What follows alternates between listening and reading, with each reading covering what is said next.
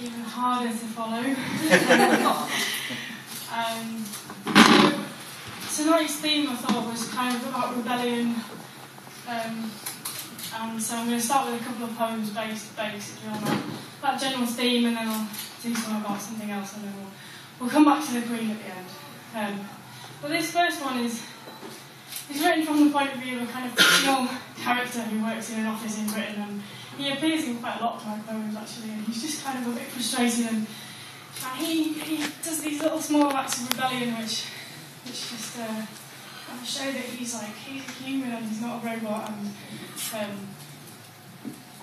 it's just, never steps too far outside the line. So this is called Keep On Kicking Against the Pricks. I wasn't there in '68 when Paris shook herself awake and the streets were filled with pepper spray and tear gas and fury and chaos and flames, and the people in the streets were filled with faith and the hearts in the people in the streets were free.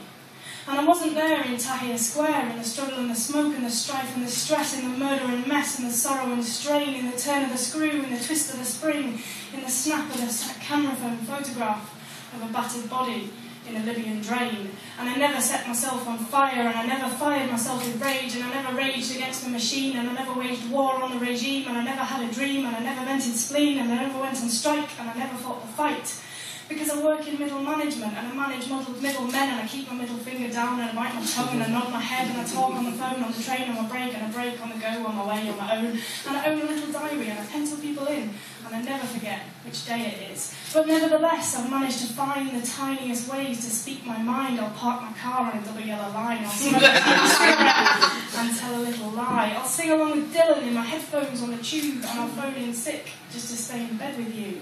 And though I didn't always care, and I never did, and I wasn't there, I was there last Thursday on my bike in the pouring rain at the traffic lights, and I saw that they were locked on red, but I just sailed right on ahead. And I was there in the superstore, in the scramble and the squeeze and the scrum and the squash and the crush and the rush of the Saturday brawl, in the screech of the child and the tired mother's drawl. And I thought to myself as I stared in their eyes, and I singled out the single worst offender of them all. There's a firing line in the back of my mind. I love you first against the wall.